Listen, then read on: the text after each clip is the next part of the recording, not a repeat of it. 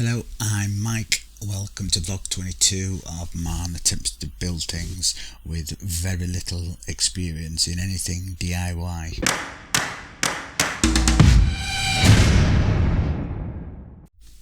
Following on from the last video where I spent quite a bit of time cutting half of that timber off of the oak that you can see there, I've now cut some more off. You can see the fresh cut. That's in readiness for the timber that will be sat on top. I didn't actually record that because I think there's only so much entertainment you can get out of cutting wood. So this is a new skill that I'm learning. The bit that we're chiselling off there is at a 7-degree angle because that is one of the corner posts. So that will house the beam that will go from the front to the back, which has a half a metre rise. So we're just chiselling that off so the wood sits on it nice and flush. And this is not actually me that's doing this chiselling, this is my mentor, saviour, foreman, labourer and technical advisor, a fellow that's helped me out tremendously. Thank you very much sir, I always appreciate it. Now at this point we're starting to cut the oak posts to the correct length.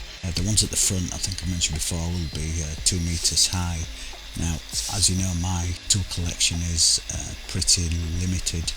I don't have a circular saw, so my technical advisor, he has brought some tools. He obviously brought a saw. The only problem we've got with the saw is that it's not big enough to go through 6 inches of oak. So what we had to do was turn it 90 degrees and cut through 4 sides and then saw the remaining bit that was in the middle. And then just smooth it out with what I'm led to believe is a reciprocal saw. And here I'm just vacuuming out all the dust and bits from inside the anchors because we're about ready to fit the posts.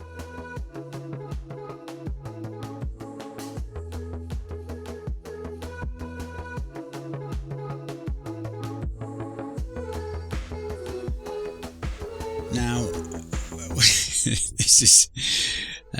this is just the sort of thing that I tend to do quite a lot. So we've got that post in. We're busy. I mean, it took us quite a long time to get it in because it's quite a tight fit. In fact, at a later point I have to take it out and shave a bit off the bottom. But all this time we're trying to tighten the bolt up at the bottom. And we're seeing what the plan ahead is, and neither of us noticed up until about now that we've put the post in the wrong way. So we had to lift out that extremely heavy piece of oak, turn it round and put it back in.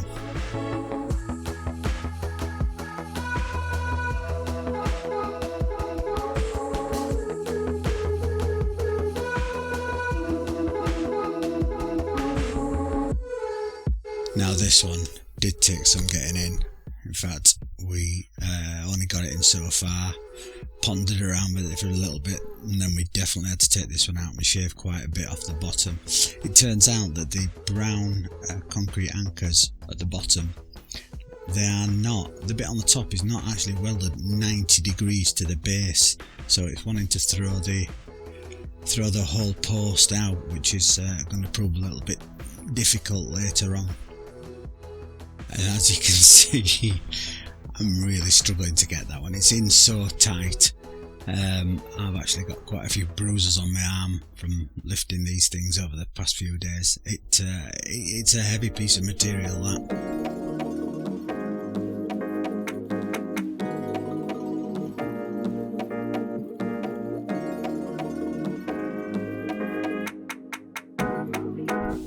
Now we get to the point where we put the third post in. Can you believe it? We put it in the wrong way again, so I had to take it out and put it in the right way.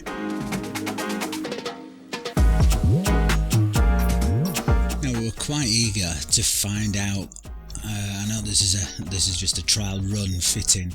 We're quite eager to find out how how far out we were with the post on top, and you can't really tell from this angle, but it's about 5 mil out.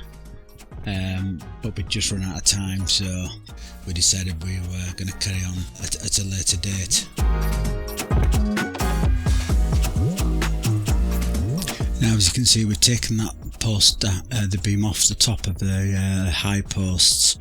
We're concentrating on the back, and we have got all 3 of the posts in at the back, and we bolted it to the fence. It's quite sturdy, and we're going to work off that sturdiness at the back.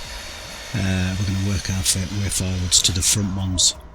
Hopefully it will be nice and square.